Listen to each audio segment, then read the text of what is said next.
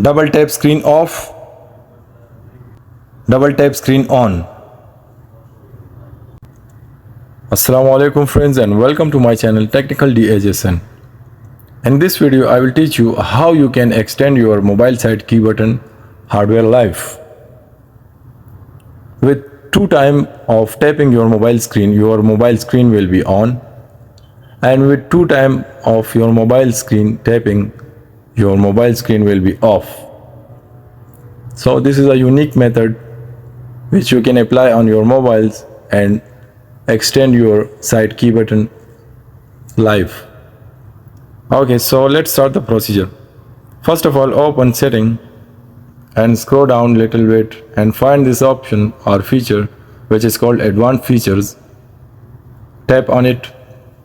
Now from here tap on motion and gestures, and here turn on these both buttons. As you can see, I have turned it on. Now go back to your screen, and now I will tap my screen for 2 times. The screen will be off, and with 2 times pressing my screen got on. So this was a unique method how you can save your mobile side key button hardware live. I am sure this video will helpful for you guys. Thank you very much for watching this video. If you have any questions, you can ask me in the comment section below. Take care guys, until the next video.